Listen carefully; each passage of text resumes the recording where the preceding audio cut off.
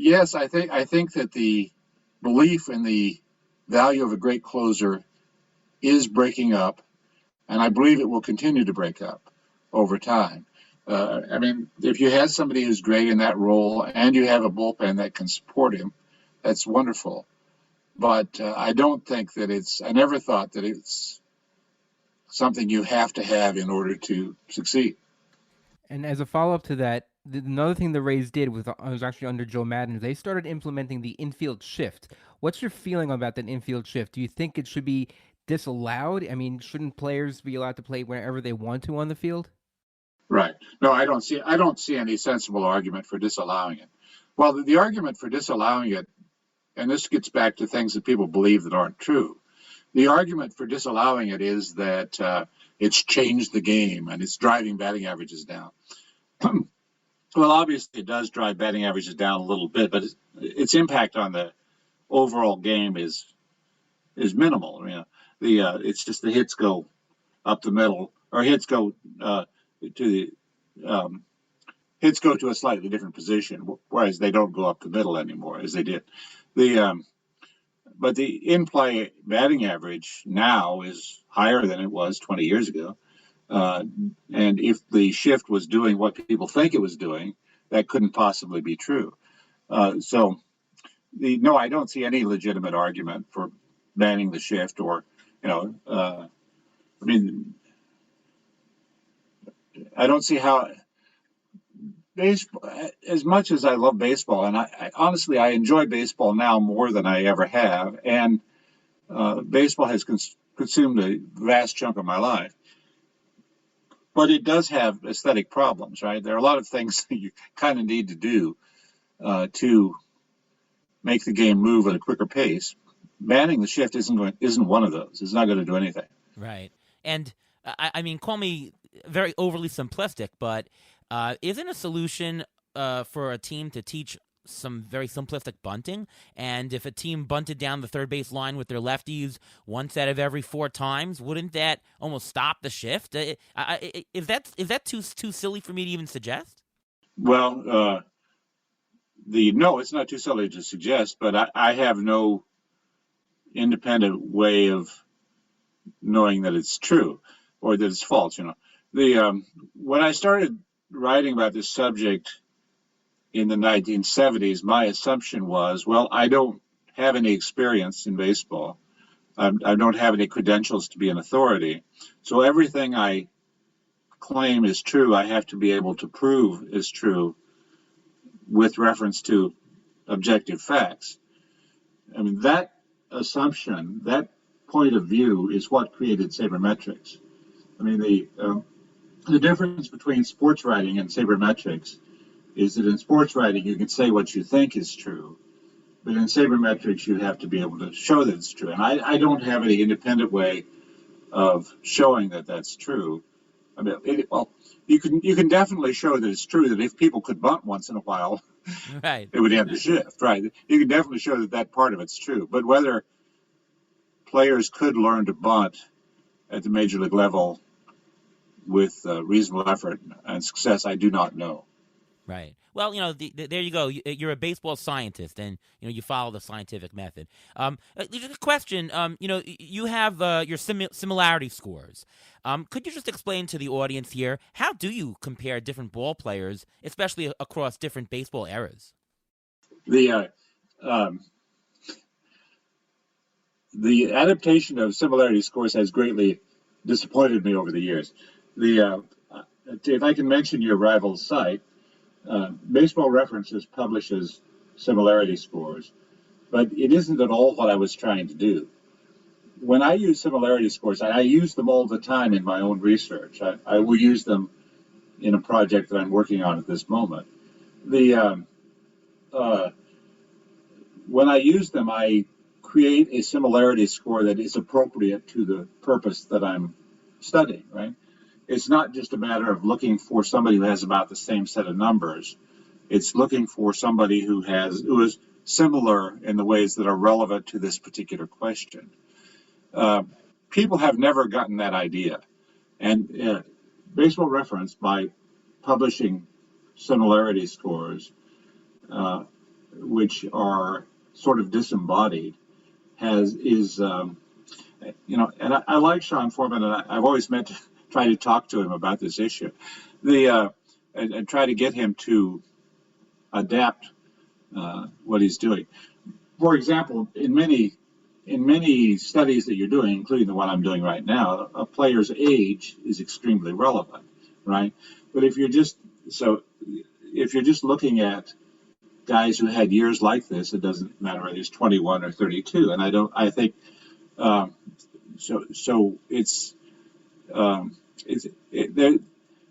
that line of research is kind of blocked. It's just sitting where it was when I introduced it in 1982. Would you like me to back off and try to answer more directly your question? Your question was, how do you do that? Well, you place values on things. If one player hits 40 homers and another player hits 39, that's a high degree of similarity there, right? And so the player who hits 39 homers is much more similar than the player who hits 10 homers. And the player who drives in 120 runs is much more similar to the guy who drives in 100 than to the guy who drives in 40. And you can, in this way, which is, it's an intuitive idea, right? But for any study in which you're trying to project what will happen next, or whether you're testing whether there's a real effect there or not, you really have to include age. And sometimes you have to include late season performance or early season performance. Sometimes speed is very, very important. Sometimes it's not relevant at all. Sometimes you can compare a third baseman and a first baseman on a level field, and sometimes you can't. I mean, if you're just talking about them as hitters, it doesn't make any difference whether these. Well, I shouldn't overstate it. If you're just talking to them, let's say you're discussing the impact of a player hitting an extra 20 home runs. Well, it doesn't matter whether he's a third baseman or first baseman; it's the same. But if you're talking about his overall value or most other questions you would discuss about it, that it makes a huge difference whether he's a third baseman or first baseman. So then you place a value on that difference, which is relevant to the study that you're trying to conduct. Right. And you did this recently in an article where you compared the greatest players of all time by showing the greatest teams of the decade, and you had your all 2010 team and your all 1990s team, and I'm assuming that you used some scores. But before we go on, we have this week's Injury Gurus Trivia of the Week.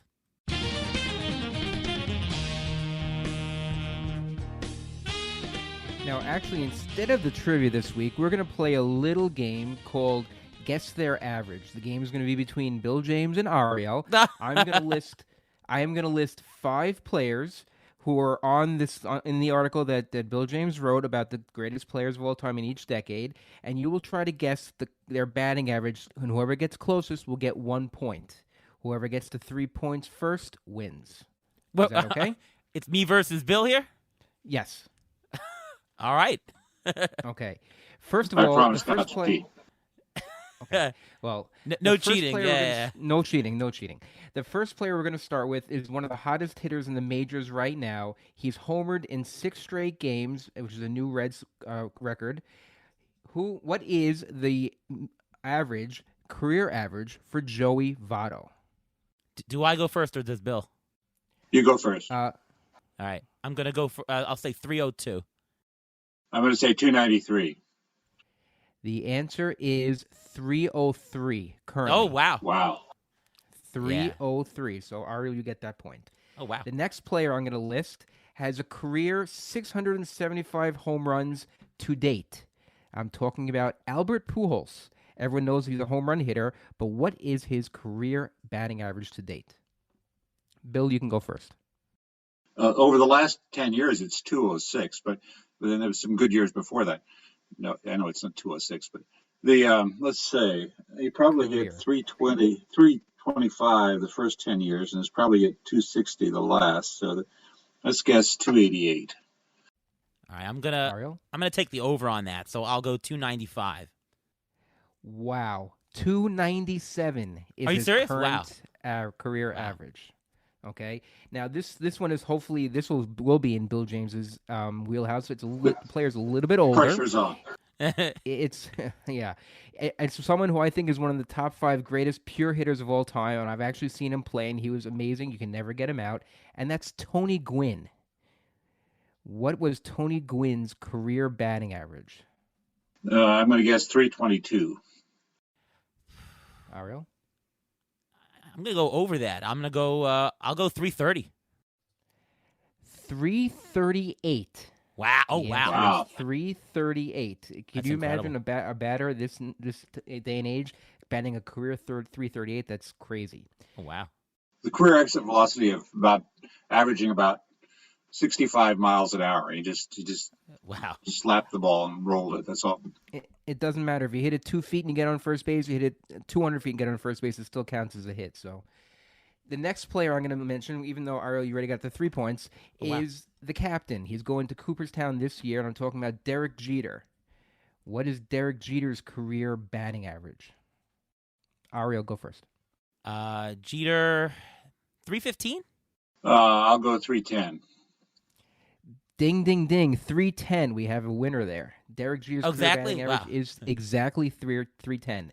And now, in honor of the trade deadline, Nelson Cruz, who was recently traded, what's his career batting average? 284. I'll say 275. Right in the middle, 278. The answer is 278. Oh, wow. So he actually hit for average pretty well for a while, and he's not one of those Joey Gallo types who hits 230, 220 and hits all those home runs. He's actually a pretty good all-around hitter. So, Bill, who, in your opinion, is the greatest hitter of all time, and who is the greatest pitcher of all time? Greatest hitter, I'm going to stick with Babe Ruth. Greatest pitcher, and maybe unpopular, but I go with Roger Clemens. I think Clemens has more great years relative to his time than anybody else. It's hard to argue with that. Yeah. And how do you think Babe Ruth would stack up against today's players? Do you think he would have had the same type of career, or do you think he would not be able to catch up to the fastballs of today? I was just thinking about this issue in this way. 30 years ago, it was common for the common belief on that related to that issue 30 years ago. No, I shouldn't say the common belief.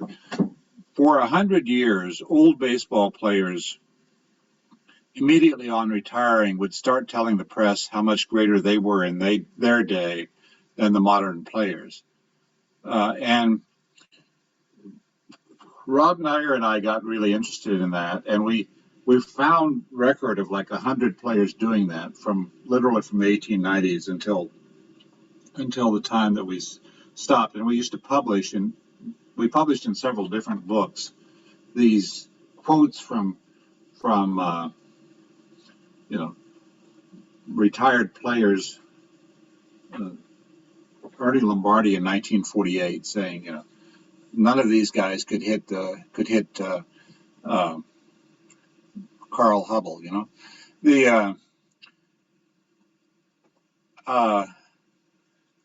Since I don't know that anybody truly believed that there was a constantly descending quality of Major League play, but there was a general perception that the quality of play was not going up.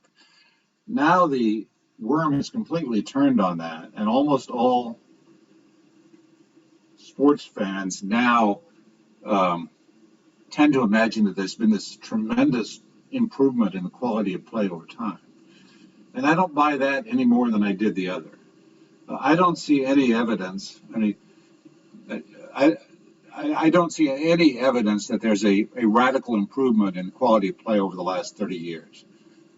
I don't see any reason at all to believe that. And if we have now these relievers who play 100 who pitch 30 innings a year and throw 102 miles an hour, right? But if they're better than the players of 50 years ago, why can't they do what Sandy Koufax did? Why can't they do what Bob Gibson did?